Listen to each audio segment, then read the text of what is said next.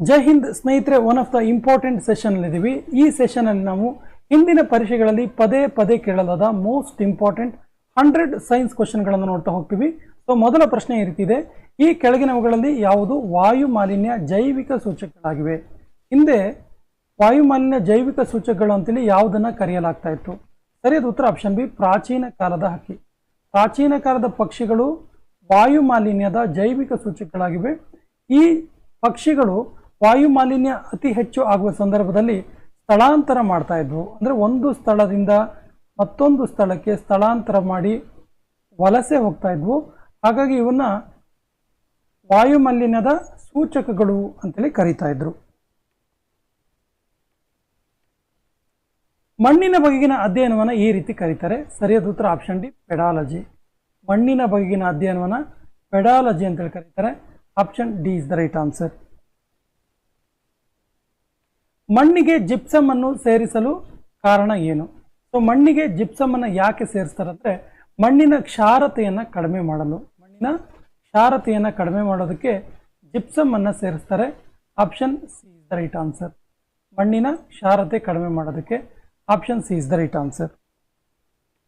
Energy plantation ಎಂಬುದು ಯಾವುದರ ಕೃಷಿಗೆ ಸಂಬಂಧಿಸಿದೆ? ಎನರ್ಜಿ ಪ್ಲಾಂಟೇಶನ್ ಆಕ್ಚುಲಿ ಇದು ಜತ್ರೋಪ ಸಸ್ಯಕ್ಕೆ ಸಂಬಂಧಪಟ್ಟಿದ್ದು. ಜತ್ರೋಪ ಸಸ್ಯಗಳಿಗೆ ಸಂಬಂಧಪಟ್ಟಿದ್ದು ಎನರ್ಜಿ ಪ್ಲಾಂಟೇಶನ್. ನೋಟ್ ಮಾಡ್ಕೊಳ್ಳಿ, ಎನರ್ಜಿ ಪ್ಲಾಂಟೇಶನ್ ಇದು ಜತ್ರೋಪ ಸಸ್ಯಕ್ಕೆ ಸಂಬಂಧಪಟ್ಟಂತಹ ಒಂದು ಕೃಷಿಯಾಗಿದೆ. Plantation, energy plantation. ದ್ಯುತಿ ರಾಸಾಯನಿಕ ಹೊಗೆ ಮಂಜು ಉತ್ಪನ್ನವಾಗಿರುವಾಗ ಈ ಕೆಳಗಿನ ಯಾವುದಕ್ಕೆ ಹಾನಿ ಉಂಟು ಮಾಡುತ್ತೆ? ಸರಿಯಾದ ಉತ್ತರ ಓಜೋನ್ ಪದರಕ್ಕೆ ಹಾನಿ ಮಾಡುತ್ತೆ. ಓಜೋನ್ ಏನಿದೆ O3 ಅಂತ ನಾವೇನು ಕರಿತೀವಲ್ಲ, ಓಜೋನ್ನ ನಾವು ಸಾಮಾನ್ಯವಾಗಿ O3 ಅಂತ ಕರಿತೀವಿ. ಯಾಕಂದ್ರೆ ಒಂದು ಓಜೋನ್ ಅಣುವಿನಲ್ಲಿ 3 ಆಮ್ಲಜನಕದ ಆಕ್ಸಿಜನ್ ಅಥವಾ ಆಮ್ಲಜನಕದ ಪರಮಾಣುಗಳು ಇರ್ತವೆ. ಹಾಗಾಗಿ ಇದಕ್ಕೆ O3 ಅಂತೇಳಿ ಕರಿತೀವಿ. ಸೊ ಓಜೋನ್ ಅಥವಾ O3 ಇದೆಯಲ್ಲ, ಇದು ದ್ಯುತಿ ರಾಸಾಯನಿಕ ಹೊಗೆ ಮಂಜುವಿನಿಂದ ಹಾನಿಯಾಗುತ್ತೆ. ಡೆಟಾಲ್ನ ರಾಸಾಯನಿಕ ಹೆಸರೇನು? ಸರಿಯಾದ ಉತ್ತರ ಕ್ಲೋರೋಕ್ಸೈಲಿನಾಲ್. ಕ್ಲೋರೋಕ್ಸೈಲಿನಾಲ್ ಅಂತೇಳಿ ಕರೀತಾರೆ. ಇದು ಡೆಟಾಲ್ನ ರಾಸಾಯನಿಕ ಹೆಸರು. Option A is the right answer. Project elephant ಯಾವ ವರ್ಷದಲ್ಲಿ ಜಾರಿಗೆ ಬಂದಿತು? ಸರಿಯಾದ ಉತ್ತರ 1991-92. ಪ್ರಾಜೆಕ್ಟ್ ಎಲಿಫೆಂಟ್ 1991-92ರಲ್ಲಿ ಜಾರಿಗೆ ಬಂತು. Option B is the right answer. Kanha ರಾಷ್ಟ್ರೀಯ ಉದ್ಯಾನವನ ಹಾಗೂ ವನ್ಯಜೀವಿ ಧಾಮ ಇರುವ ರಾಜ್ಯ ಯಾವುದು?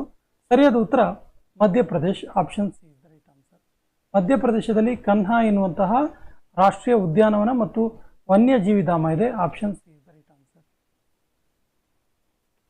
ಕಾಜಿರಂಗ ರಾಷ್ಟ್ರೀಯ ಉದ್ಯಾನವನ ಹಾಗೂ ವನ್ಯಜೀವಿ ಧಾಮ ಇರುವ ರಾಜ್ಯ ಯಾವುದು? ಸರಿಯಾದ ಉತ್ತರ Assam. Option is the right answer. ಈ ಅಸ್ಸಾಂನ ಕಾಜಿರಂಗ್ ನ್ಯಾಷನಲ್ ಪಾರ್ಕ್ ಇದೆಯಲ್ಲ, ಇದರಲ್ಲಿ ಒಂದು ವಿಶೇಷತೆ ಇದೆ. ವಿಶೇಷತೆ ಏನು ಕೇಳಿದ್ರೆ, ಜಗತ್ತಿನಲ್ಲಿ ಎಲ್ಲೂ ಕಾಣ ಸಿಗದಂತಹ ಒಂದು ಕೊಂಬಿನ ಗೇಂಡಾಮೃಗ, ಒಂದು ಕೊಂಬಿನ ರೆನೋಸ್ ಅಥವಾ ಗೇಂಡಾಮೃಗ ಇಲ್ಲಿ ಕಂಡುಬರುತ್ತೆ. ಗೇಂಡಾಮೃಗಕ್ಕೆ ತುಂಬಾ ಹೆಸರುವಾಸಿಯಾಗಿರುವಂಥದ್ದು ಗೇಂಡಾಮೃಗ ಇಲ್ಲಿ ಕಂಡುಬರುತ್ತೆ. ಸಸ್ಯಗಳು ಮಣ್ಣಿನಿಂದ ಕರಗಿದ ನೈಟ್ರೇಟ್ಗಳನ್ನು ಹೀರಿ ಅವುಗಳನ್ನು ಏನಾಗಿ ಪರಿವರ್ತಿಸುತ್ತೆ? ಸರಿಯಾದ ಉತ್ತರ ಅವನ್ನ ಮುಕ್ತ ಸಾರಜನಕವಾಗಿ ಪರಿವರ್ತಿಸುತ್ತೆ. ನೋಡಿ, ಸಸ್ಯಗಳು ಮಣ್ಣಿನಲ್ಲಿರುವಂತಹ ನೈಟ್ರೇಟ್ ಅನ್ನ, ಕರಗಿದ ನೈಟ್ರೇಟ್ಗಳನ್ನು ಹೀರ್ಕೊಳ್ತವೆ ಮತ್ತು ಮುಕ್ತ ಸಾರಜನಕವನ್ನಾಗಿ ಪರಿವರ್ತನೆ ಮಾಡುತ್ತೆ. ಈ ಮುಕ್ತ ಸಾರಜನಕ ಇರುತ್ತಲ್ಲ, ಇದು ಸಸ್ಯಗಳಿಗೆ ಅವುಗಳ ಬೆಳವಣಿಗೆ ಮತ್ತು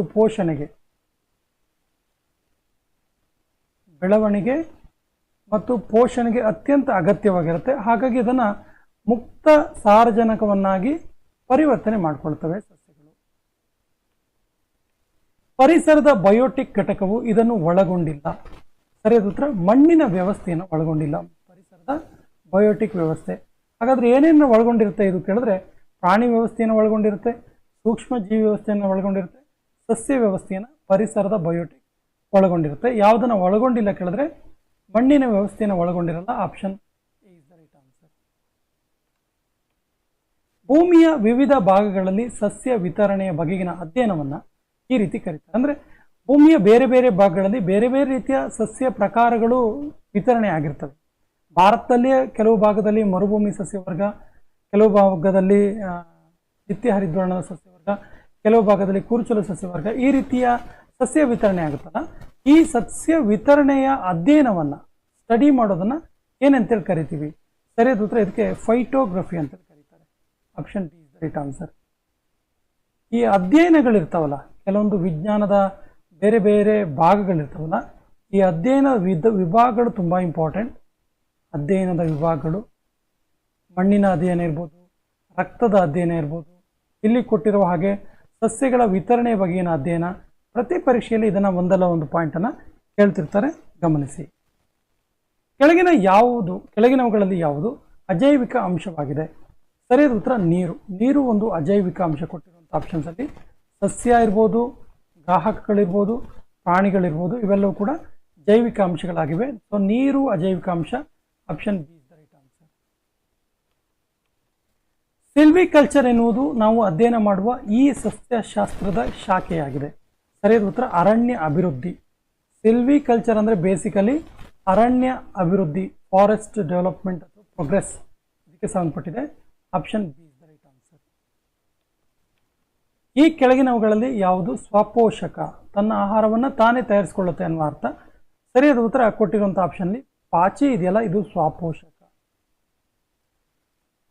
ಮೀನಿರ್ಬೋದು, ಚಿಟ್ಟೆ ಅಥವಾ ಬಟರ್ಫ್ಲೈ ಇರ್ಬೋದು, ಅಣಬೆ ಇರ್ಬೋದು, ಇವೆಲ್ಲವೂ ಕೂಡ ಪರಪೋಷಕಗಳು.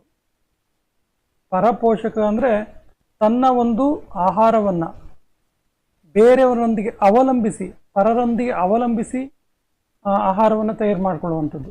ಬಟ್ ಪಾಚಿ ಹಾಗಲ್ಲ. ಪಾಚಿ ಒಂದು ಸ್ವಪೋಷಕ. ತನಗೆ ಬೇಕಾಗಿರುವಂಥ ಆಹಾರವನ್ನು ಪಾಚಿ ತಾನೇ ಸೃಷ್ಟಿಸಿಕೊಳ್ಳುತ್ತೆ.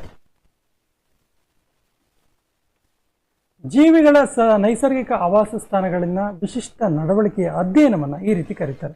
ನೋಡಿ, ನಾನು ಆಗಲೇ ಹೇಳಿದೆ, ಈ ಸ್ಟಡಿ ಆಫ್ ಮೆನಿ ಥಿಂಗ್ಸ್ ಇದೆಯಲ್ಲ, ಇದು ತುಂಬ ಇಂಪಾರ್ಟೆಂಟ್ ಆಗುತ್ತೆ ಅಂತೇಳಿ. ಈ ಪ್ರಶ್ನೆಯಲ್ಲಿ ಜೀವಿಗಳ ನೈಸರ್ಗಿಕ ಆವಾಸ ಸ್ಥಾನಗಳಿಂದ ವಿಶಿಷ್ಟ ನಡವಳಿಕೆ, ಇದರ ಅಧ್ಯಯನವನ್ನು ಏನಂತ ಕರಿತೀವಿ ಕೇಳಿದರೆ, ಸರಿಯಾದ ಉತ್ತರ ಇದನ್ನ ಎಕಾಲಜಿ ಅಂತ ಕರೀತಾರೆ. ಎಕಾಲಜಿ ಅಂತ ಕರೀತಾರೆ. Option C is the right answer.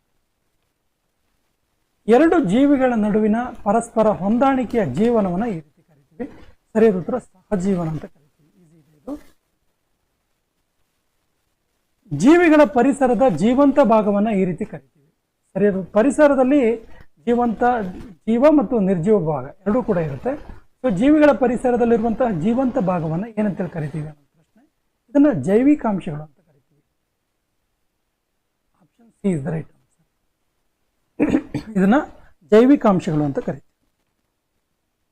ದ್ವಿತೀಯ ಭಕ್ಷಕಗಳು ಹೆಚ್ಚಾಗಿ ಯಾವುದನ್ನು ತಿಂತವೆ? ಸರಿಯಾದ ಉತ್ತರ ದ್ವಿತೀಯ ಭಕ್ಷಕಗಳು ಸಾಮಾನ್ಯವಾಗಿ ಇವು ಪ್ರಾಣಿಗಳನ್ನು ಭಕ್ಷಣೆ ಮಾಡ್ತವೆ. Option D is the right answer. ಪ್ರಾಣಿಗಳ ಭಕ್ಷಣೆಯನ್ನು ಮಾಡ್ತವೆ.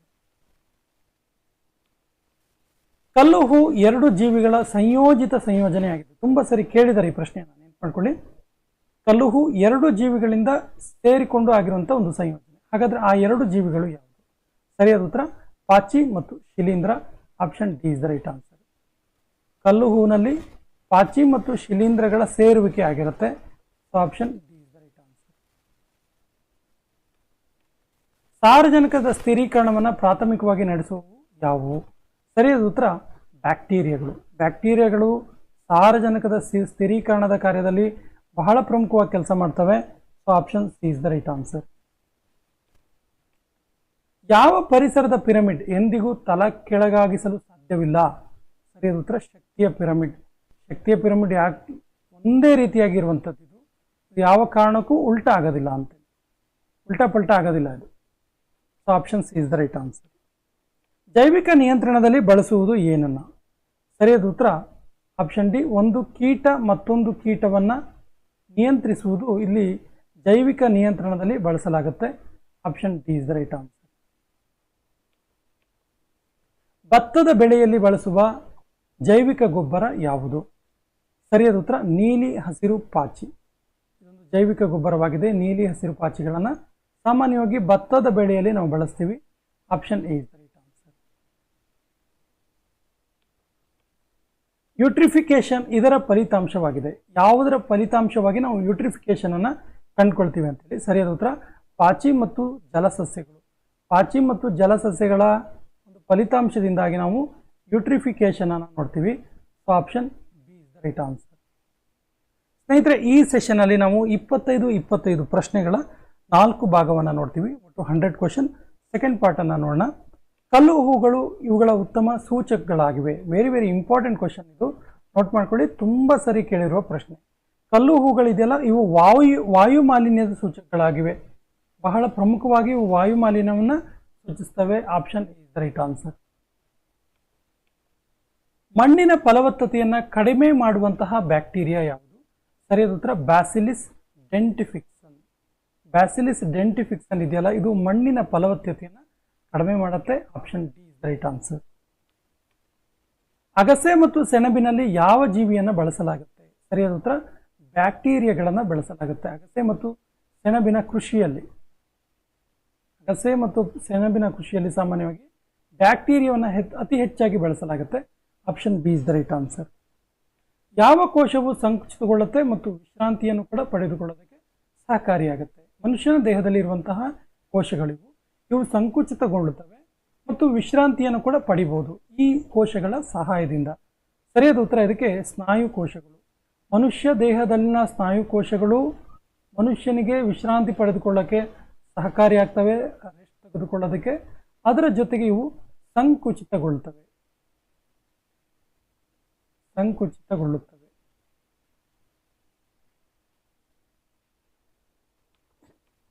ಕ್ಯೋಟೋ ಸಮಿತಿ ಕೆಳಗಿನ ಯಾವುದಕ್ಕೆ ಸಂಬಂಧಿಸಿದೆ? ಸರಿಯಾದ ಉತ್ತರ ಕ್ಯೋಟೋ ಸಮಿತಿ ಇದೆಯಲ್ಲ, ಹವಾಮಾನ ಬದಲಾವಣೆಗೆ ಸಂಬಂಧಿಸಿದೆ. ಇದಕ್ಕೆ ಕ್ಯೋಟೋ ಪ್ರೋಟೋಕಾಲ್ ಅಂತ ಕರಿತೀವಿ ನಾವು. ಇದನ್ನ ಕ್ಯೋಟೋ ಪ್ರೋಟೋಕಾಲ್ ಅಂತ ಕರಿತೀವಿ. ಈ ಕ್ಯೋಟೋ ಪ್ರೋಟೋಕಾಲ್ ಇದೆಯಲ್ಲ, ಇದು ತುಂಬಾ ಇಂಪಾರ್ಟೆಂಟ್ ಆಗಿರುವಂತಹ ಪರಿಸರ ಸಂಬಂಧಿಯಾದಂಥ ಒಂದು ಪ್ರೋಟೋಕಾಲ್ ಅಥವಾ ಒಂದು ಸಮಿಟ್ ಇದು. ಈ ಒಂದು ಸಮ್ಮೇಳನದಲ್ಲಿ ಓಜೋನ್ ನಾಶಕ, ಓಜೋನ್ಗೆ ತೊಂದರೆ ಮಾಡುವಂತಹ CFC ಮತ್ತಿತರ ಆಕ್ಸೈಡ್ಗಳ ಬಳಕೆಯನ್ನು ನಿಷೇಧಿಸಲು ತೀರ್ಮಾನ ತೆಗೆದುಕೊಳ್ಳಾಯಿತು. ಅದಕ್ಕೆ ಕ್ಯೋಟೋ ಪ್ರೋಟೋಕಾಲ್ ಅಂತ ಕರಿತೀವಿ. ವಿಶೇಷವಾಗಿ ಇದು ಹವಾಮಾನ ಬದಲಾವಣೆ ಅಂದರೆ ವಿಶೇಷವಾಗಿ ಕ್ಯೋಟೋ ಪ್ರೋಟೋಕಾಲಲ್ಲಿ ಚರ್ಚೆಗೆ ಬಂದಿದ್ದು ಗ್ಲೋಬಲ್ ವಾರ್ಮಿಂಗ್, ಜಾಗತಿಕ ತಾಪಮಾನದ ಬಗ್ಗೆ ತುಂಬ ಗಂಭೀರವಾಗಿ ಈ ಒಂದು ಪ್ರೋಟೋಕಾಲ್ ನಂತರ ಅನೇಕ ಕ್ರಮಗಳನ್ನು ತೆಗೆದುಕೊಳ್ಳಲಾಗುತ್ತೆ. ವಾತಾವರಣದಲ್ಲಿ ಸಾರಜನಕ ಪರಿವರ್ತನೆಯಿಂದ ಉಂಟಾಗೋದೇನು? ಸಾರಜನಕದ ಪರಿವರ್ತನೆಯಿಂದ ಉಂಟಾಗೋದು ammonium. Option is the right answer.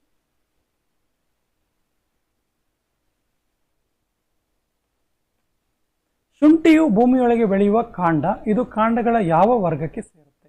So ನೋಡಿ, ಶುಂಠಿ ಇದೆಯಲ್ಲ, ಶುಂಠಿಯ ಒಂದು ಸಸ್ಯದ ಮೇಲ್ಭಾಗದಲ್ಲಿ ಈ ರೀತಿ ನಾವು ಸಸ್ಯದ ಎಲೆಗಳನ್ನು ನೋಡ್ತೀವಿ. ಶುಂಠಿ ಸಸ್ಯದ ಎಲೆಗಳನ್ನು ನೋಡ್ತೀವಿ. ಸೊ ಇದರ ಕೆಳಗಡೆ ಶುಂಠಿಯ ಈ ಒಂದು ಬೀಜ ಇರುತ್ತಲ್ಲ, ಬೀಜ ಅಥವಾ ಶುಂಠಿಯ ಒಂದು ಏನು ಆಹಾರ ಪದಾರ್ಥವಾಗಿ ಯೂಸ್ ಮಾಡ್ತೀವಲ್ಲ. ಸೊ ಇದು ಏನು ಕೇಳಿದ್ರೆ, ಇದು ಕಾಂಡ ಪರಿವರ್ತನೆ ಆಗಿ ಶುಂಠಿ ಆಹಾರವನ್ನು ನೀಡುವಂಥದ್ದು. ಬೇರೆ ಬೇರೆ ಒಂದು ಸಸ್ಯಗಳು, ಈರುಳ್ಳಿ ಇರ್ಬೋದು, ಬೆಳ್ಳುಳ್ಳಿ ಇರ್ಬೋದು, ಗೆಣಸಿರ್ಬೋದು, ಭೂಮಿಯ ಒಳಗೆ ಬೆಳೆಯುವಂಥ ಬೆಳೆಗಳು ಕಾಂಡ ಬದಲಾವಣೆ ಆಗಿರುತ್ತೆ, ಕೆಲವೊಮ್ಮೆ ಬೇರುಗಳ ಬದಲಾವಣೆ ಆಗಿರುತ್ತೆ, ಈ ರೀತಿ. ಬಟ್ ಶುಂಠಿ ಇದೆಯಲ್ಲ, ಇದು ಕಾಂಡ ಬದಲಾವಣೆಯಿಂದ ಆಗುವಂಥದ್ದು, ನೆನಪಿರಲಿ ಶುಂಠಿ ಇದು. ಸೊ ಈ ಶುಂಠಿ ಯಾವ ಕಾಂಡದ ವರ್ಗಕ್ಕೆ ಸೇರುತ್ತೆ ಕೇಳಿದ್ರೆ ಅಡ್ಡ ಕಾಂಡದ ವರ್ಗಕ್ಕೆ ಸೇರುತ್ತೆ. ಸೊ ಈ ಅಡ್ಡ ಕಾಂಡದ ವರ್ಗಕ್ಕೆ ನಾವು ರೈಸೋಮ್ ಅಂತ ಕೂಡ ಕರಿತೀವಿ. ನೆನಪಿರಲಿ. Next question. ಕಪ್ಪೆಗಳು ಯಾವ ಪ್ರಾಣಿ ವರ್ಗಕ್ಕೆ ಸೇರ್ತವೆ?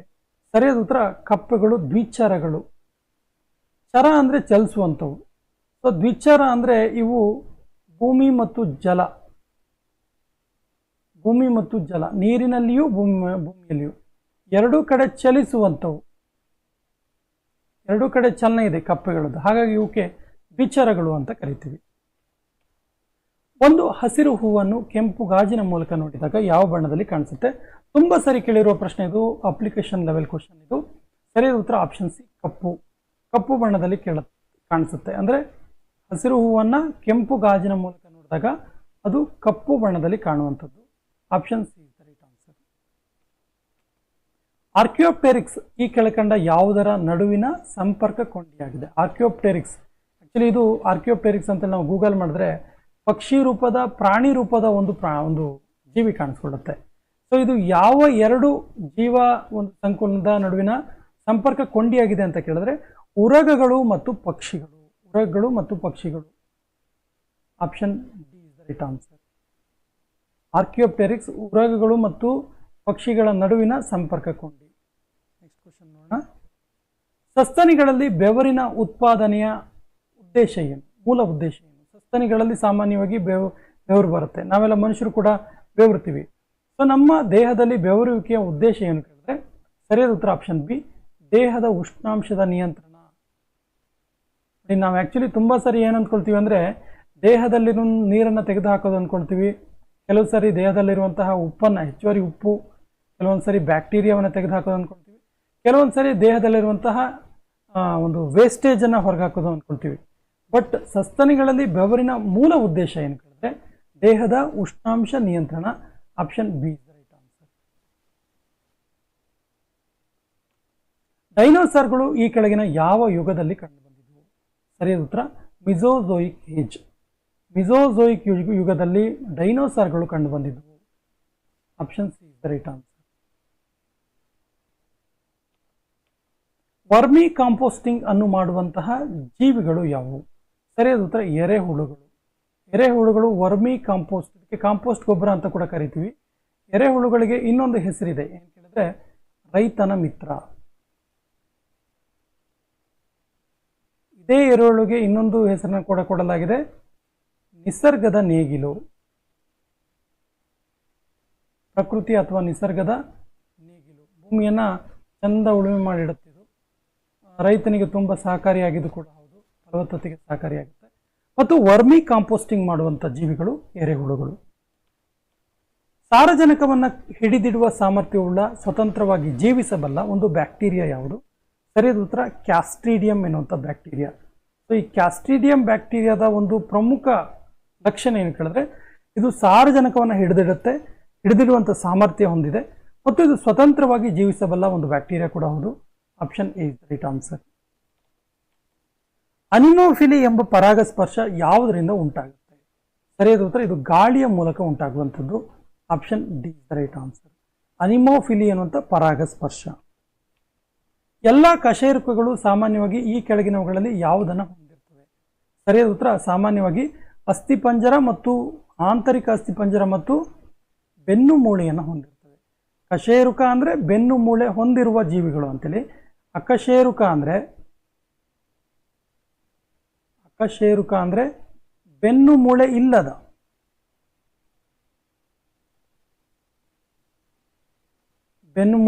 ಜೀವಿಗಳು. ಸೊ ಕಶೇರುಕ ಅಂದ್ರೆ ನಾವು ಈ ರೀತಿ ವ್ಯಾಖ್ಯಾನ ಮಾಡ್ಬೋದು, ಆಂತರಿಕ ಅಸ್ಥಿಪಂಜರ ಮತ್ತು ಬೆನ್ನು ಮೂಳೆಯನ್ನು ಹೊಂದಿರ್ತವೆ. So option D is the right answer. ಚೇಳಿನಲ್ಲಿ ಉಸಿರಾಟವು ಈ ಮೂಲಕ ನಡೆಯುತ್ತೆ. ಸರಿಯಾದ ಉತ್ತರ ಚೇಳಿನಲ್ಲಿ ಸಾಮಾನ್ಯವಾಗಿ ಉಸಿರಾಟ ಇದೆಯಲ್ಲ ಬುಕ್ ಲಂಗ್ಸ್ ಮೂಲಕ ನಡೆಯುವಂಥದ್ದು. Option C is the right answer. ಇನ್ನು ಎರೆಹುಳುವಿನಲ್ಲಿ ಉಸಿರಾಟ ಯಾವುದರ ಮೂಲಕ ನಡೆಯುತ್ತೆ ಅಂತ ತುಂಬ ಸರಿ ಕೇಳಿದ್ದಾರೆ. ಎರೆಹುಳು. ಸೊ ಎರೆಹುಳುವಿನಲ್ಲಿ ಚರ್ಮದ ಮೂಲಕ ಉಸಿರಾಟ ನಡೆಯುತ್ತೆ.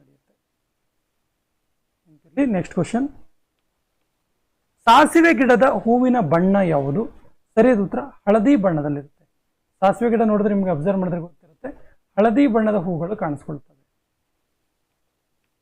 ನಿಂಬೆ ಗಿಡದ ಹೂವಿನ ಬಣ್ಣ ಯಾವುದು? ಸರಿಯಾದ ಉತ್ತರ ಇದು ಬಿಳಿ ಬಣ್ಣದಲ್ಲಿರುತ್ತೆ. ನಿಂಬೆ ಗಿಡದಲ್ಲಿ ಬಿಳಿ ಬಣ್ಣದಲ್ಲಿಯೂ, ಸಾಸಿವೆ ಗಿಡದಲ್ಲಿಯೂ ಹಳದಿ ಬಣ್ಣದಲ್ಲಿಯೂ ಹೂವಿನ ಕಲರ್ ಇರುತ್ತೆ. ಈ ಕೆಳಗಿನ ಯಾವ ಕೋಳಿಯ ತಳಿ ಅತಿ ಹೆಚ್ಚು ಮೊಟ್ಟೆಗಳನ್ನು ನೀಡುವಂಥದ್ದು? ಸರಿಯಾದ ಉತ್ತರ ಬಿಳಿ ಲೆಗ್ ಹಾರ್ನ್ ಅಥವಾ ವೈಟ್ ಲೆಗ್ ಹಾರ್ನ್. ಹಕ್ಕಿಯ ಹೃದಯದಲ್ಲಿ ಎಷ್ಟು ಕೋಣೆಗಳನ್ನು ನಾವು ಕಾಣ್ತೀವಿ? ಸರಿಯಾದ ಉತ್ತರ ಹಕ್ಕಿಯ ಹೃದಯದಲ್ಲಿ 4 ಕೋಣೆಗಳನ್ನು ನಾವು ಕಾಣ್ತೀವಿ. Option B is the right answer, 4. ಕೆಳಗಿನವುಗಳಲ್ಲಿ ಯಾವುದನ್ನ ರೈತನ ಮಿತ್ರ ಅಂತೇಳಿ ಕರಿತೀವಿ? ಆಗಲೇ ಹೇಳಿದ್ವಿ, ಎರೆಹುಳುವನ್ನು ನಾವು ರೈತನ ಮಿತ್ರ ಅಂತ ಕರಿತೀವಿ. ಎರೆಹುಳುವನ್ನು ಯಾಕೆ ರೈತನ ಮಿತ್ರ ಅಂತ ಕರಿತೀವಿ ಅಂದರೆ ಇದು ಭೂಮಿಯನ್ನ ಸಾರವತ್ತಾಗಿ ಮಾಡುವಂಥದ್ದು. ಸಾರವತ್ತಾಗಿ ಅಂದರೆ ಅದರಲ್ಲಿ ಗೊಬ್ಬರದ ಪ್ರಮಾಣವನ್ನು ಹೆಚ್ಚಾಗಿ ಉಂಟು ಮಾಡುತ್ತೆ, ಒಂದು ಸಾರಯುತವಾದಂತಹ ಭೂಮಿಯನ್ನಾಗಿ ಮಾಡುತ್ತೆ ಮತ್ತು ಉಳುಮೆ ಮಾಡುತ್ತೆ. ಭೂಮಿಯನ್ನು ಒಂದು ರೀತಿಯಾಗಿ ಮೆಕ್ಕಲು ಮಣ್ಣಿನ ಭೂಮಿಯ ರೀತಿಯಾಗಿ ಪರಿವರ್ತನೆ ಮಾಡುವಂಥ ಶಕ್ತಿ ಈ ಎರೆಹುಳಕ್ಕಿದೆ. ನೆಕ್ಸ್ಟ್ ಕ್ವಶನ್, ಬೆನ್ನೆಲುಬು ಇಲ್ಲದ ಪ್ರಾಣಿಗಳನ್ನು ಏನೆಂದು ಕರೆಯುತ್ತಾರೆ? ಸರಿಯಾದ ಉತ್ತರ ಅಕಶೇರುಕಗಳು. ಆಗಲೇ ಹೇಳಿದಾಗೆ ಅಕಶೇರುಕಗಳು. ಇನ್ನು ಕಶೇರುಕ ಅಂದರೆ ಬೆನ್ನು ಎಲುಬು ಅಥವಾ ಬೆನ್ನು ಮೂಳೆ ಇರುವಂತಹ ಜೀವಿಗಳು. ಬೆನ್ನು ಮೂಳೆ ಇರುವ ಜೀವಿಗಳು ಕಶೇರುಕಗಳಾಗಿವೆ. ಸಸ್ಯಗಳು ಮುಖ್ಯವಾಗಿ ಇದರಿಂದ ಅವುಗಳ ಪೋಷಕಾಂಶವನ್ನು ಪಡೀತವೆ. ಸರಿಯಾದ ಉತ್ತರ ಮಣ್ಣಿನಿಂದ. ನೋಡಿ, ಸಸ್ಯಗಳಿಗೆ ಮಣ್ಣು ಇರಲೇಬೇಕಾಗತ್ತೆ. ನೀವು ಎಷ್ಟೇ ಗೊಬ್ಬರ ಮತ್ತೊಂದು ನೀರು ಹಾಕಿದರೂ ಕೂಡ ಮಣ್ಣು ಇರಲೇಬೇಕು. ಯಾಕಂದರೆ ಸಸ್ಯಗಳ ಪ್ರಮುಖ ಪೋಷಕಾಂಶಗಳು ಸಸ್ಯಗಳು ಪಡ್ಕೊಳ್ಳೋದೇ ಮಣ್ಣಿನಿಂದ. ಪೋಷಕಾಂಶಗಳು ಕೆಳಗಿನಲ್ಲಿ ಯಾವುದು ಏಕದಳ ಧಾನ್ಯ ಅಲ್ಲ? ಸರಿಯಾದ ಉತ್ತರ ಬೇಳೆಕಾಳು ಇದೆಯಲ್ಲ, ಇದು ಏಕದಳ ಧಾನ್ಯ ಅಲ್ಲ. Option B is the right answer. Option B is the right answer. Next question ಹೋಗೋಣ. ಈ ಕೆಳಕಂಡವುಗಳಲ್ಲಿ ಹೆಚ್ಚು ಬುದ್ಧಿವಂತ ಸಸ್ತನಿ ಯಾವುದು? ಕೊಟ್ಟಿರುವಂಥ ಆಪ್ಷನ್ಲಿ ಆಪ್ಷನ್ ಬಿ ಡಾಲ್ಫಿನ್ಗಳು. ಡಾಲ್ಫಿನ್ಗಳನ್ನು ಅತ್ಯಂತ ಬುದ್ಧಿವಂತ ಸಸ್ತನಿ ಅಂತ ಕರಿತೀವಿ. ಡಾಲ್ಫಿನ್ಸ್. ಉಪ್ಪು ನೀರಿನಲ್ಲಿ ಬೆಳೆಯುವ ಸಸ್ಯಗಳನ್ನು ಏನೆಂದು ಕರೆಯುತ್ತಾರೆ? ಸರಿಯಾದ ಉತ್ತರ ಹ್ಯಾಲೋಫೈಟ್ಸ್ ಅಂತ ಕರೀತಾರೆ. ಹ್ಯಾಲೋಫೈಟ್ಸ್ ಅಂದರೆ ಉಪ್ಪು ನೀರಿನಲ್ಲಿ ಬೆಳೆಯುವಂಥ ಸಸ್ಯಗಳು. ಸಾಮಾನ್ಯವಾಗಿ ಸಮುದ್ರ ಕಳೆ ಈ ಹ್ಯಾಲೋಫೈಟ್ಸ್ ವರ್ಗಕ್ಕೆ ಸೇರುತ್ತೆ. ಸಮುದ್ರ ಕಳೆ ಮತ್ತು ಸಮುದ್ರದಲ್ಲಿ ಬೆಳೆಯುವಂಥ ಕೆಲವೊಂದು ಬಗೆಯ ಪಾಚಿಗಳು, ಕೆಲವೊಂದು ಬಗೆಯ ಸಸ್ಯಗಳು ಒಟ್ಟಾರೆ ಸಮುದ್ರದಲ್ಲಿ ಕಂಡು ಬರ್ತವೆ ಹ್ಯಾಲೋಫೈಟ್ಸ್. ಮೂಲಂಗಿಯು ಒಂದು ಏನಾಗಿದೆ? ಮೂಲಂಗಿ ಆ್ಯಕ್ಚುಲಿ ನಾನು ಆಗಲೇ ಹೇಳಿದಾಗೆ ಶುಂಠಿ ಬಗ್ಗೆ ಮಾತಾಡ್ತಿದ್ದಾಗ ಆ್ಯಕ್ಚುಲಿ ಮೂಲಂಗಿ ಈ ರೀತಿಯಾಗಿ ಮೂಲಂಗಿಯ ಎಲೆಗಳನ್ನು ನಾವು ಭೂಮಿಯ ಮೇಲ್ಭಾಗದಲ್ಲಿ ನೋಡ್ತೀವಿ. ಅದೇ ಭೂಮಿಯ ಅಡಿಭಾಗದಲ್ಲಿ ಮೂಲಂಗಿಯ ಗಡ್ಡೆಯನ್ನು ನೋಡ್ತೀವಲ್ಲ, ಈ ಮೂಲಂಗಿ ಗಡ್ಡೆ ಇದೆಯಲ್ಲ, ಇದು ಯಾವುದರ ಒಂದು ಮಾರ್ಪಾಡು ಅಂತ ಕೇಳ್ತಾರೆ. ಭೂಮಿ ಒಳಗಡೆ ಯಾವುದು ಮಾರ್ಪಾಟಾಗಿ ಈ ಮೂಲಂಗಿ ಗಡ್ಡೆ ಉಂಟಾಗೋದು ಅನ್ನೋದು ಪ್ರಶ್ನೆ.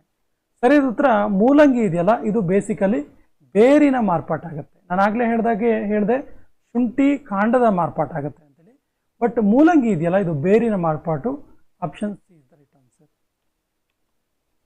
ಮಳೆ ನೀರು ಯಾವುದನ್ನು ಸ್ವಲ್ಪ ಮಟ್ಟಿಗೆ ಹೆಚ್ಚಿಸಲು ಸಹಾಯ ಮಾಡುತ್ತೆ? ಸರಿಯಾದ ಉತ್ತರ ಕ್ಯಾಲ್ಸಿಯಂ. ಮಳೆ ನೀರಿನಲ್ಲಿ ಕ್ಯಾಲ್ಸಿಯಂ ಪ್ರಮಾಣ ಸ್ವಲ್ಪ ಪ್ರಮಾಣದಲ್ಲಿ ಸಿಗುತ್ತೆ. ವಿಶೇಷವಾಗಿ ಇದು ಸಸ್ಯಗಳ ಬಗ್ಗೆ ಮಾತಾಡ್ತಿರೋದು. ಸಸ್ಯಗಳಿಗೆ ಮಳೆ ನೀರಿನಿಂದ ಕ್ಯಾಲ್ಸಿಯಂ ಸ್ವಲ್ಪ ಪ್ರಮಾಣದಲ್ಲಿ ಸಿಗುತ್ತೆ ಅಂತ ಹೇಳ್ಬೋದು. ಅಪ್ಸರೆ ಎಂಬುದು ಕೆಳಗಿನ ಯಾವುದರ ಹೆಸರು? ಅಪ್ಸರೆ ಎಂಬುದು ಯಾವುದರ ಹೆಸರು? ಸರಿಯಾದ ಉತ್ತರ ಇದೊಂದು ಜಿರಳೆ. ನೋಡಿ, ಇಂದ್ರನ ಆಸ್ಥಾನದಲ್ಲಿರುವಂಥ ನರ್ತಕಿ ಅಲ್ಲ, ಇದು ಜಿರಳೆಯ ಹೆಸರು. ಒಂದು ಬಗೆಯ ಜಿರಳೆಗೆ ಅಪ್ಸರೆ ಅಂತೇಳಿ ಕರಿತೀವಿ. ಪ್ರಾಣಿಗಳು ಮತ್ತು ಸಸ್ಯಗಳನ್ನು ಅವುಗಳ ಸುತ್ತಮುತ್ತಲಿನ ಸಂಬಂಧ ಅಧ್ಯಯನವನ್ನು ಈ ರೀತಿ ಕರಿತೀವಿ. ಸರಿಯಾದ ಉತ್ತರ ಪರಿಸರ ವಿಜ್ಞಾನ ಅಂತ ಕರಿತೀವಿ. Option is the right answer. ಪರಿಸರ ವಿಜ್ಞಾನ ಅಂದರೆ ಪ್ರಾಣಿಗಳು ಮತ್ತು ಸಸ್ಯಗಳನ್ನು ಅವುಗಳ ಸುತ್ತಮುತ್ತಲಿನ ಸಂಬಂಧ ಅಧ್ಯಯನ. Option is the right answer. ನಾವು ಮೇಕೆ ಅಥವಾ ಕುರಿ ಮಾಂಸವನ್ನು ಸೇವಿಸಿದಾಗ ನಾವು ಯಾವ ರೀತಿಯ ಗ್ರಾಹಕ ಆಗ್ತೀವಿ? ಸರಿಯಾದ ಉತ್ತರ ನಾವು ದ್ವಿತೀಯ ಗ್ರಾಹಕ ಆಗ್ತೀವಿ. Option B is the right answer. ದ್ವಿತೀಯ ಗ್ರಾಹಕ ಆಗ್ತೀವಿ. ಅದೇ ಮೇಕೆ ಒಂದು ವೇಳೆ ಹುಲ್ಲನ್ನು ತಿಂದರೆ, ಮೇಕೆ ಹುಲ್ಲನ್ನು ತಿಂತಾ ಇದ್ರೆ ಅದು ಪ್ರಥಮ ಗ್ರಾಹಕ ಆಗುತ್ತೆ. ಹುಲ್ಲು ತಿಂದರೆ ಪ್ರಥಮ ಗ್ರಾಹಕ. ನೋಡಿ, ಅದೇ ಹುಲ್ಲನ್ನು ತಿಂದಿರುವಂತಹ ಮೇಕೆ ಪ್ರಥಮ ಗ್ರಾಹಕವಾದರೆ, ಮೇಕೆಯನ್ನು ತಿಂದಿರುವಂಥ ನಾವು ಅಂದರೆ ಜನರು ದ್ವಿತೀಯ ಗ್ರಾಹಕ ಆಗ್ತೀವಿ. Option B is the right answer. ಈ ಸಸ್ಯಗಳಲ್ಲಿ ಯಾವುದು ತೇವ ಅಥವಾ ಒಣಗದ ವಾತಾವರಣದಲ್ಲಿ ಬೆಳೀತವೆ? ಸರಿಯಾದ ಉತ್ತರ ಮೆಸೋಫೈಟ್ಸ್. ಮೆಸೋಫೈಟ್ಸ್ ಸಸ್ಯವರ್ಗ ಬೆಳಿಬೇಕಂದ್ರೆ ತೇವ ಅಥವಾ ಒಣಗದ ವಾತಾವರಣ ಇರಬೇಕಾಗತ್ತೆ. Option is the right answer. ಕೆಳಗಿನವುಗಳಲ್ಲಿ ಯಾವುದು ಶೀತರಕ್ತ ಪ್ರಾಣಿ? ಸರಿಯಾದ ಉತ್ತರ ಎಲ್ಲವೂ ಕೂಡ ಹೌದು. ಮೀನು ಇರ್ಬೋದು, ಕಪ್ಪೆ ಇರ್ಬೋದು, ಹಲ್ಲಿ ಇರ್ಬೋದು, ಇವೆಲ್ಲವೂ ಕೂಡ ಶೀತರಕ್ತ ಪ್ರಾಣಿಗಳಾಗಿವೆ. Option D is the right answer. ಹೆಚ್ಚಿನ ನಾಳೀಯ ಸಸ್ಯಗಳನ್ನು ಈ ರೀತಿ ಕರೀತಾರೆ. ನಾಳೀಯ ಸಸ್ಯಗಳನ್ನು ಸಾಮಾನ್ಯವಾಗಿ ನಾವು ಬೀಜ ಸಸ್ಯಗಳು ಅಂತೇಳಿ ಕರಿತೀವಿ. Option C is the right answer.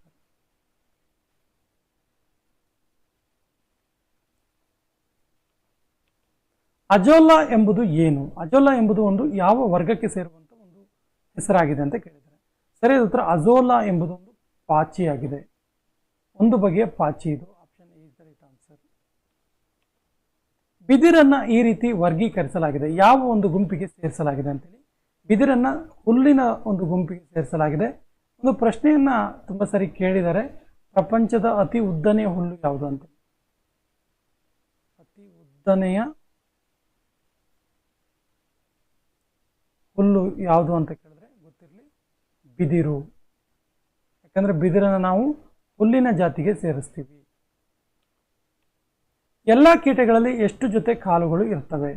ಸರಿಯಾದ ಉತ್ತರ ಸಾಮಾನ್ಯವಾಗಿ ಎಲ್ಲಾ ಕೀಟಗಳಲ್ಲಿ ಕೂಡ 3 ಜೊತೆ ಕಾಲುಗಳು ಇರ್ತವೆ. 3 ಜೊತೆ ಅಂದ್ರೆ ಗೊತ್ತಿರಲಿ 6 ಕಾಲುಗಳು ಇರ್ತವೆ. ಒಟ್ಟು 6 ಕಾಲುಗಳು ಇರ್ತವೆ. ಕೀಟಗಳನ್ನು ಅಬ್ಸರ್ವ್ ಮಾಡಿ, ಸಾಮಾನ್ಯವಾಗಿ ನೊಣ ಇರ್ಬೋದು, ಜರಳೆ ಇರ್ಬೋದು, ಎಲ್ಲವಕ್ಕೂ ಕೂಡ 6 ಕಾಲುಗಳು ಇರ್ತವೆ. ಸಾಮಾನ್ಯವಾಗಿ ಕೀಟಗಳಿಗೆ 6 ಕಾಲು ಇರ್ತವೆ. ಸಮುದ್ರ ಕುದುರೆ ಕೆಳಗಿನ ಯಾವ ವರ್ಗಕ್ಕೆ ಸೇರಿದೆ? ಸರಿಯಾದ ಉತ್ತರ ಇದು ಒಂದು ಬಗೆಯ ಮೀನು. ಸಮುದ್ರ ಕುದುರೆ ಒಂದು ಬಗೆಯ ಮೀನಾಗಿದೆ, ಮೀನಿನ ವರ್ಗಕ್ಕೆ ಸೇರುವಂಥದ್ದು. ಜೀವಿಗಳಲ್ಲಿ ಅತಿ ಹೆಚ್ಚು ವೈವಿಧ್ಯಮಯ ಗುಂಪುಗಳು ಇರುವಂಥದ್ದು ಯಾವ ಒಂದು ಗುಂಪಿನಲ್ಲಿ? ಸರಿಯಾದ ಉತ್ತರ ಶಿಲೀಂಧ್ರಗಳು. ಶಿಲೀಂಧ್ರದಲ್ಲಿ ಅತ್ಯಂತ ವೈವಿಧ್ಯಮಯ ಗುಂಪುಗಳನ್ನು ನಾವು ಕಾಣಸಿಗುತ್ತೆ. Option D is the right answer.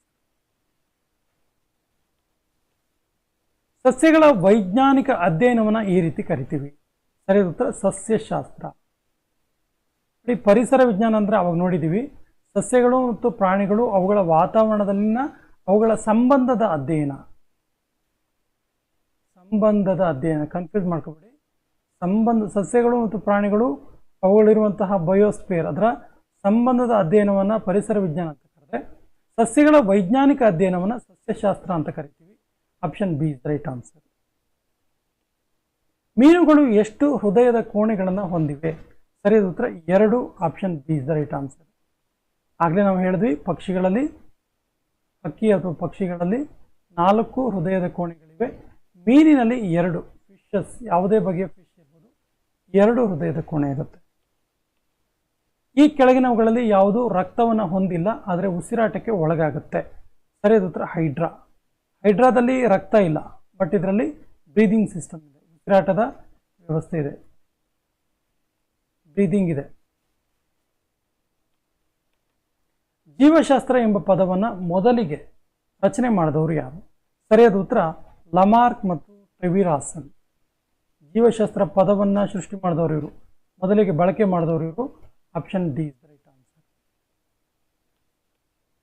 ನೀರಿನ ಮೇಲ್ಮೈಯಲ್ಲಿ ತೇಲುತ್ತಿರುವ ಸಸ್ಯಗಳಿಗೆ ಏನಂತೇಳಿ ಕರಿತೀವಿ? ಸರಿಯಾದ ಉತ್ತರ ನೀರಿನ ಮೇಲ್ಮೈಯಲ್ಲಿ ತೇಲ್ತಾ ಇರುವಂಥವು planktons. Option is the right answer. Sir ನೋಡಿ, ಪ್ಲಾಂಕ್ಟನ್ ಅಂತ ಈ ರೀತಿ ಕೂಡ ಕೊಟ್ಟಿರ್ತಾರೆ.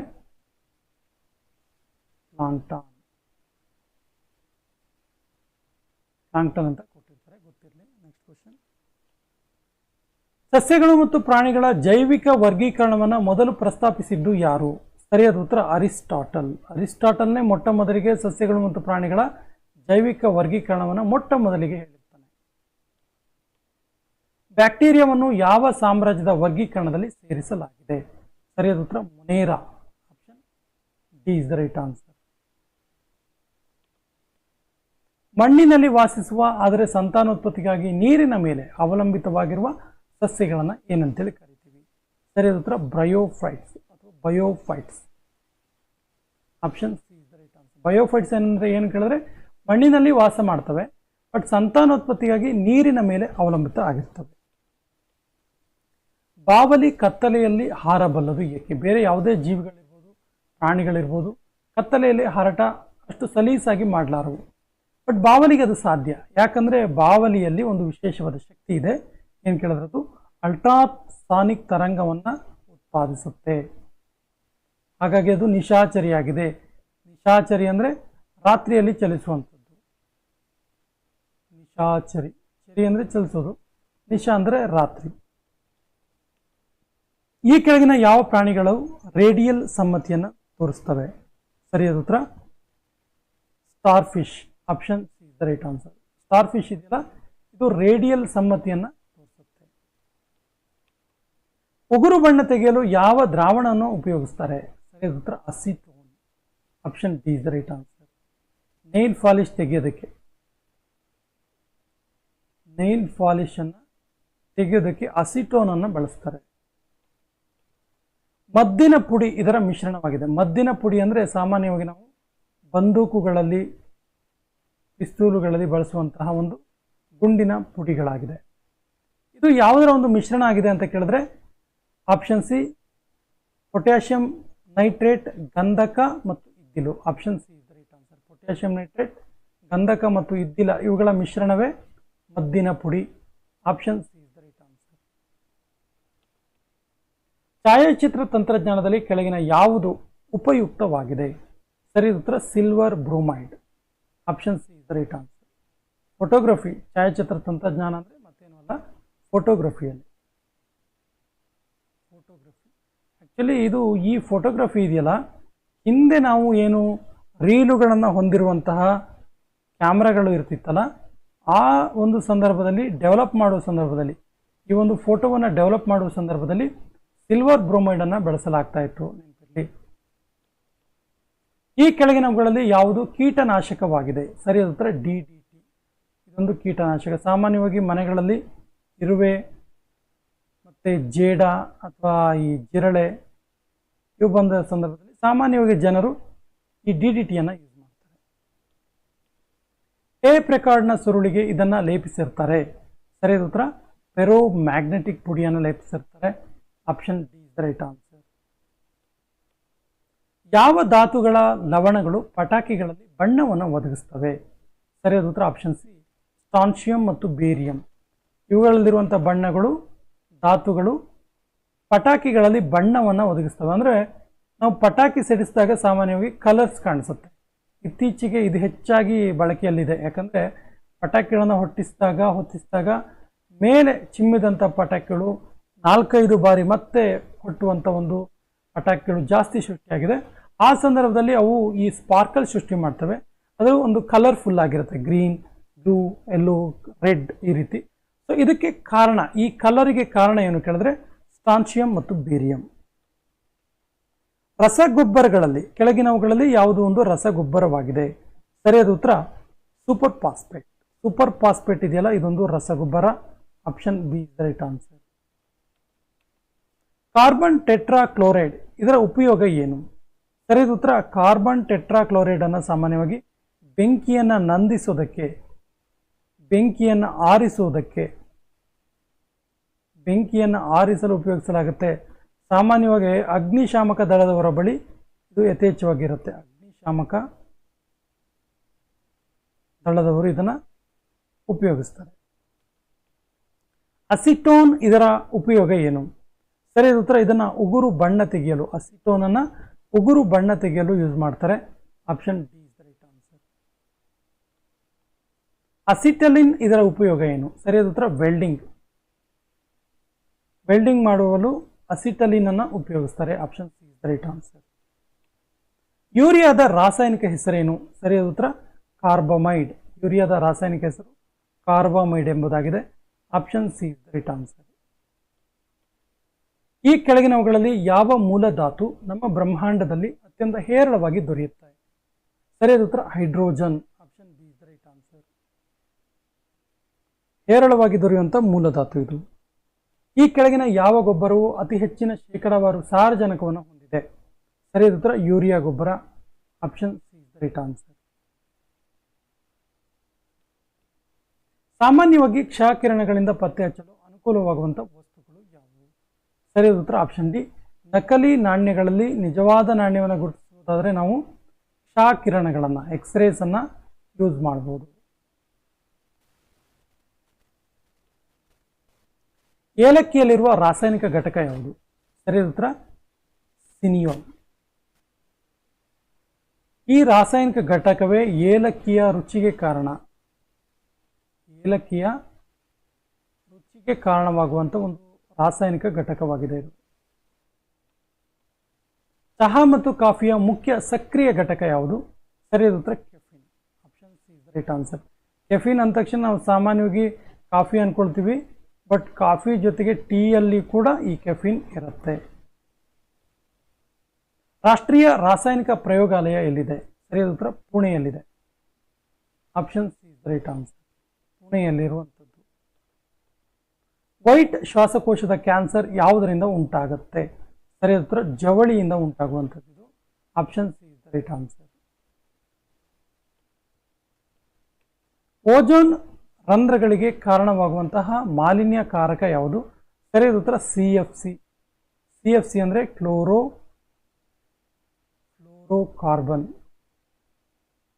ಆಕ್ಚುಲಿ ನಾನು ಆಗಲೇ ಚರ್ಚೆ ಮಾಡ್ತಾ ಇದ್ದೆ, ಕ್ಯೋಟೋ ಪ್ರೋಟೋಕಾಲ್ ಅಲ್ಲಿ ಈ ಕ್ಲೋರೋಫ್ಲೋರೋಕಾರ್ಬನ್ನ ನಿಷೇಧ ಮಾಡೋಕ್ಕೆ ತೀರ್ಮಾನಿಸಲಾಯಿತು.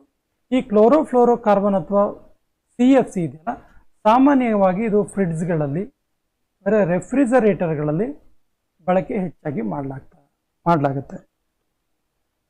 ಈ ಕೆಳಗಿನವುಗಳಲ್ಲಿ ಯಾವುದು ವಾಯು ಮಾಲಿನ್ಯದ ನೈಸರ್ಗಿಕ ಮೂಲವಲ್ಲ? ಸರಿಯಾದ ಉತ್ತರ ಮೇಲಿನ ಯಾವುದು ಕೂಡ ಅಲ್ಲ. Option D is the right answer. Ozone ಪದರದಲ್ಲಿನ ಸವಕಳಿ ಇದರಿಂದ ಉಂಟಾಗುತ್ತೆ. ಸರಿಯಾದ ಉತ್ತರ CFC, again chlorofluorocarbon. Option C is the right answer. ನೋಡಿ, ಇದು ಓಜೋನ್ ಪದರದಲ್ಲಿನ ಸವಕಳಿಗೆ ಕಾರಣವಾಗುವಂಥದ್ದು.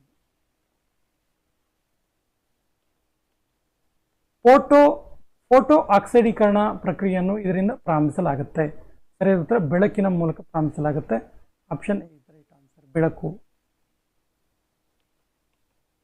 ಭೂಮಿಯ ಹೊರಪದರದ ಬಹುಭಾಗವನ್ನು ಮುಖ್ಯವಾಗಿ ಇದರಿಂದ ರಚಿಸಲ್ಪಟ್ಟಿರುತ್ತೆ. ಭೂಮಿಯ ಹೊರಪದರದ ಬಹುಭಾಗ. ಸರಿಯಾದ ಉತ್ತರ ಇದಕ್ಕೆ ಆಮ್ಲಜನಕ ಮತ್ತು silicon. Option B is right answer. ಭೂಮಿಯ ಹೊರಪದರ ಸಾಮಾನ್ಯವಾಗಿ ಆಮ್ಲಜನಕ ಮತ್ತು ಸಿಲಿಕಾನ್ ಇಂದ ಕೂಡಿರುತ್ತೆ. Option B is right answer. ಆಧುನಿಕ ರಸಾಯನಶಾಸ್ತ್ರದ ಪಿತಾಮಹ ಅಂತೇಳಿ ಯಾರನ್ನ ಕರೀತಾರೆ? ಸರಿಯಾದ ಉತ್ತರ ಆಂಟೋಯಿನ್ ಲಾವೋಸಿಯರ್. ಈತನನ್ನ ಆಧುನಿಕ ರಾಸಾಯನಿಕ ಶಾಸ್ತ್ರದ ಪಿತಾಮಹ ಅಂತೇಳಿ ಕರಿತೀವಿ. Option C is the right answer. ಕೊನೆಯ ಪ್ರಶ್ನೆ ಈ ರೀತಿ ಇದೆ. ದೇಹದ ಸಂಪರ್ಕದಲ್ಲಿರುವ ಸ್ಪಿರಿಟ್ ತಂಪಾದ ಸಂವೇದನೆಯನ್ನು ನೀಡುತ್ತೆ. ಯಾಕೆ? ದೇಹದ ಸಂಪರ್ಕದಲ್ಲಿರುವ ಸ್ಪಿರಿಟ್ ತಂಪಾದ ಸಂವೇದನೆಯನ್ನು ನೀಡುತ್ತೆ. ಯಾಕೆ? ಆಪ್ಷನ್ಸ್ ಈ ರೀತಿ ಇದೆ. ದ್ರವ, ಪಾರದರ್ಶಕವಾಗಿರೋದ್ರಿಂದ, ಹೆಚ್ಚು ಬಾಷ್ಪಶೀಲವಾಗಿರೋದ್ರಿಂದ, ಉತ್ತಮ ವಾಹಕ ಆಗಿರೋದ್ರಿಂದ. ಸರಿಯಾದ ಉತ್ತರವನ್ನು ಕಮೆಂಟ್ ಬಾಕ್ಸಲ್ಲಿ ಕಮೆಂಟ್ ಮಾಡಿ ಮತ್ತು ನಮ್ಮ ಚಾನಲ್ ಫಸ್ಟ್ ಟೈಮ್ ನೋಡ್ತಾ ಇದ್ರೆ ಸಬ್ಸ್ಕ್ರೈಬ್ ಆಗಿ ಅಂತ ಹೇಳ್ತಾ ಇವತ್ತಿನ ಸೆಷನ್ ಕಂಪ್ಲೀಟ್ ಮಾಡ್ತಾ ಇದ್ದೀವಿ. ಜೈ ಹಿಂದ್.